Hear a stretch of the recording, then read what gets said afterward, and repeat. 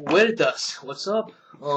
Forgive me if you don't like me pronouncing your name Veritas. I just like to go with the original Latin pronunciation because I took Latin in my sophomore and junior years of high school. But that's beside the point. I'm making this video as a response to your video, because I would like to enter this conversation, this discussion, and I think I would have something valuable to contribute to it, as well as I would like to hear, what other people, including yourself, would have to say about all of this. You're trying to make this into a big thing, and I think that's great, because that's the kind of thing I really want to be involved in here on YouTube. So, first off, let me say that you, Veritas, you're a great guy. When I first saw your videos, and even as I still watch your videos, you really took me aback with how courteous and not arrogant you are. A lot of people who talk about this kind of thing, both atheists and theists alike, are really arrogant, and you're just not arrogant at all. You're just asking questions, and you're presenting your logical arguments, which, by the way, are a lot stronger, I tend to find, than most theists out there, so good for you.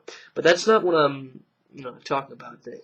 If this whole video was just praise to you, that'd be stupid. I mean, you would agree with that. So, I'd like to address a few minor issues that I have with your last video before I address the major ones.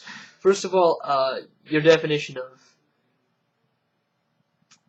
atheism. You're saying that atheists are those who actively don't believe in God, versus those who lack a belief in God.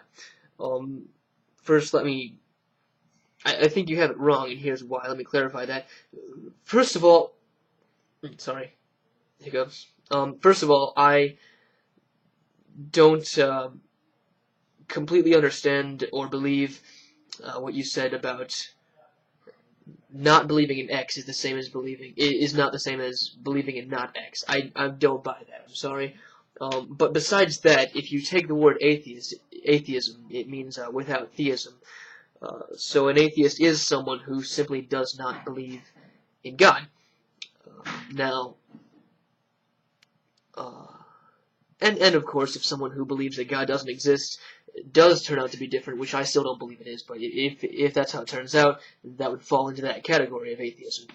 Now, you make the argument that, well, if we're going by that definition, then agnostics are atheists too. Well, not really, because your definition of agnostic is a little bit off too.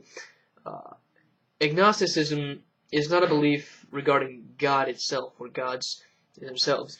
Rather, it's a belief regarding the knowledge necessary to know whether God exists. Essentially, an agnostic believes that it's impossible to obtain all the necessary knowledge to know whether God exists, yet they still take a position on it.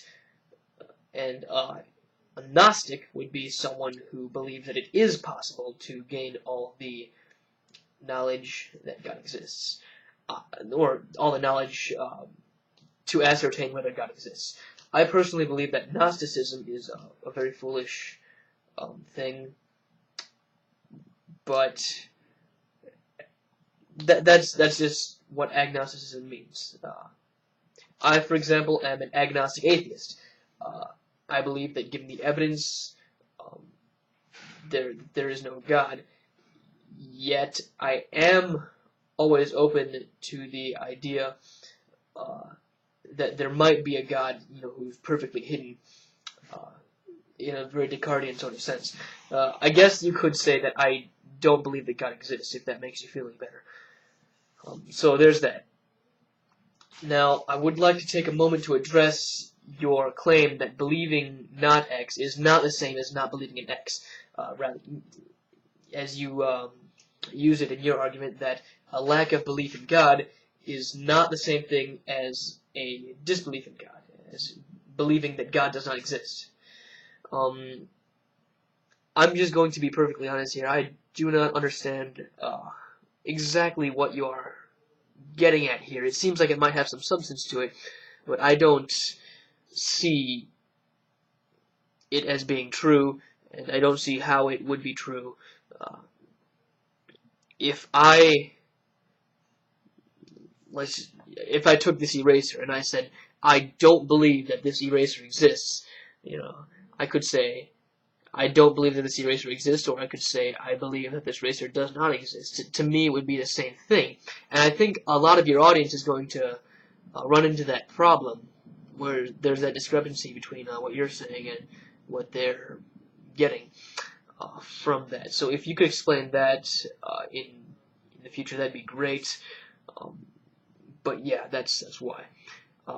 Also, I like how you used the elephant versus the mosquito concept. He said, you know, if someone tells you there's an elephant in the room and you don't see any evidence of an elephant, then you're warranted in believing that there is no elephant in the room. Whereas if someone tells you there's a mosquito in the room and you don't see any evidence of a mosquito, then you are warranted in not believing that there is a mosquito in the room, but you're not warranted in believing that there's not a mosquito in the room.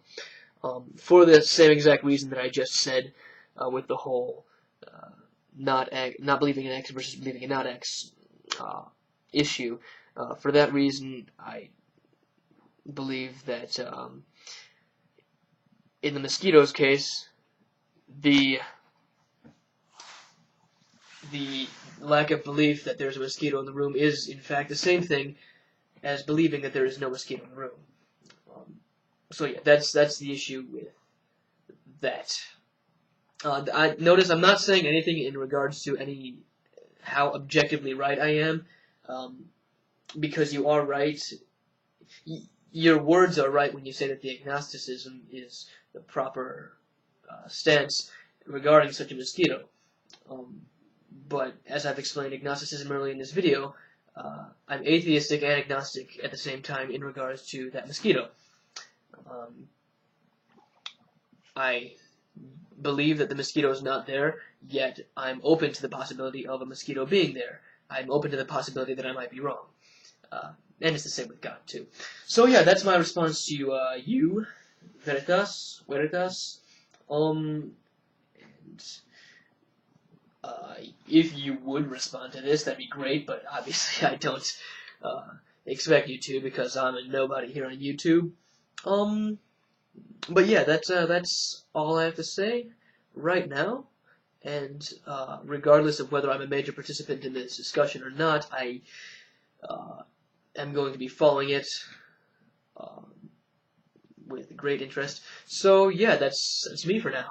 Peace out, and good fortune in all of your endeavors.